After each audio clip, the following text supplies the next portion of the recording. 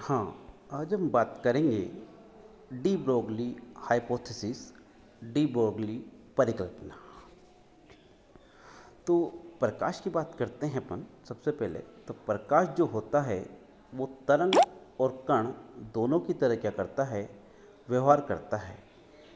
यानी कि प्रकाश की क्या होती है, ड्युअल नेचर होती है। वो तरंग की तरह व्यवहार करता है और कण की तरह भी वो व्यवहार करता है।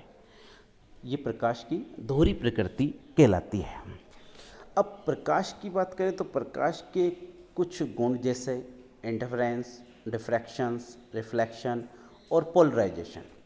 प्रकाश के ये जो गुण हैं, इन गुणों की व्याख्या हम प्रकाश की तरंग प्रकृति के आधार पर करते हैं। प्रकाश को तरंग रूप के रूप में माना जाता है, उसके आधार पर इनकी अपन व्याख्या कर सकते हैं।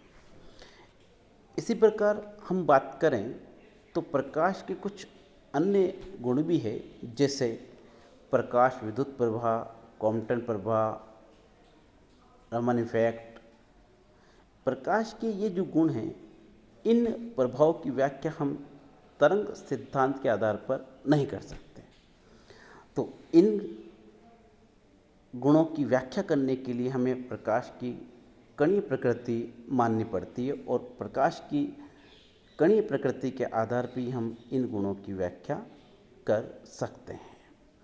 तो प्रकाश कण और तरंग दोनों ही रूप में कार्य करता है। इस प्रकार प्रकाश की क्या होती है, द्वैत प्रकृति होती है।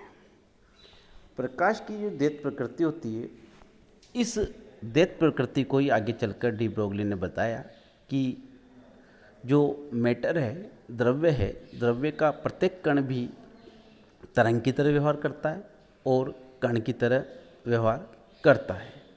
यानी कि द्रव्य का प्रत्येक कण की भी क्या होती है, दोहरी प्रकृति होती है। जिस प्रकार प्रकाश की दोहरी प्रकृति होती है, वैसे द्रव्य के प्रत्येक कण की भी क्या होती है, दोहरी प्रकृति होती है।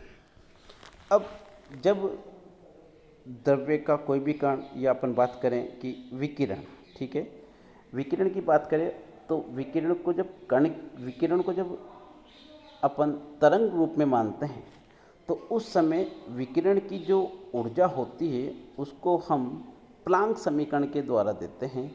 और प्लांक ने कहा था कि E बराबर एच न्यू, ठीक है। जब विकिरण को अपन किसके रूप में मान रहे हैं, तरंग के रूप में, तो तरंग के रूप में उस विकिरण की जो ऊर्जा होती है वो प्लांक समीकरण से देते हैं, और इसको अपन ने कह दिया समीकरण नंबर 1 प्लांक समीकरण, ठीक है। नेक्स्ट बात करें अपन कि साहब विकिरण है, और विकिरण को अपन किसके रूप में माने, कण के रूप में माने। तो जब कण के रूप में अपन मानते हैं तो इसकी जो विकिरण की ऊर्जा होगी उसको अपन देते हैं आइंस्टीन समीकरण से। और आइंस्टीन समीकरण अपने पास क्या है, E बराबर mc², ठीक है।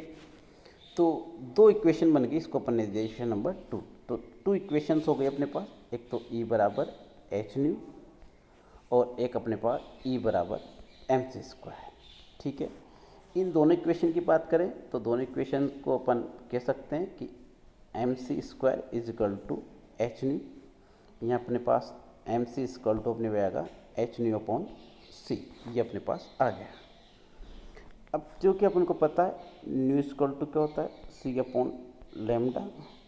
तो nu upon C equal to अपने पास क्या हो जाएगा, 1 लेमडा। इस न्यू अपॉन सी की वैल्यू अपन रख सकते हैं किसके इक्वल हो जाएगी, 1 अपॉन लेमडा के इक्वल हो जाएगी। तो 1 अपॉन लेमडा के बराबर वैल्यू हो गई अपने पास। तो हो गई अपने पास इक्वेशन को अब लिख सकते हैं अपन M C equal to H upon lambda. Lambda को उस डायरेक्शन में ले जाएं अपन तो अपने पास हो गया एच अपॉन एम सी। ये अपने पास बेसिक इक्वेशन है, और इस बेसिक इक्वेशन को अपन किसी कण की गति के रूप में भी क्या कर सकते हैं, प्रयुक्त कर सकते हैं। और जब एम द्रव्यमान का कण v वेग से गति करेगा तो इस इक्वेशन को अपन लिख सकते हैं lambda equal to H upon M V, ठीक है। और इसी को अपन कह सकते हैं एच अपॉन पी, क्योंकि द्रव्यमान गुणा वेग का गुणनफल क्या होता है, समवेग होता है। तो ये जो समीकरण है अपने पास, ये कहलाती है डी ब्रोगली समीकरण।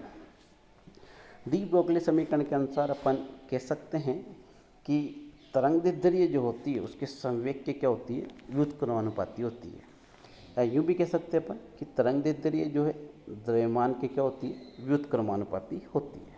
तो ये डी ब्रोगली जो संबंध है, lambda equal to H upon M V, और we can say H upon P, ये जो डी ब्रोगली समीकरण है ये माइक्रो ऑब्जेक्ट या मैक्रो ऑब्जेक्ट दोनों पर काम करती है।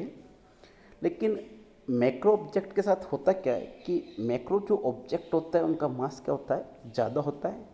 ज़्यादा होने के कारण उनसे जो संबंधित तरंगदैर्ध्य क्या होगी, वो कम होगी, और बहुत कम तरंगदैर्ध्य होने के कारण इसको हम क्या मान लेते हैं, नेग्लेक्ट मान लेते हैं। माइक्रो ऑब्जेक्ट की बात करें तो उनका मास क्या होगा, कम होगा, उनसे संबंधित तरंगदैर्ध्य क्या होती है, ज़्यादा होती है, जिसको हम आसानी से क्या कर सकते हैं, मेज़र कर सकते हैं। तो ये था डी ब्रोगली परिकल्पना।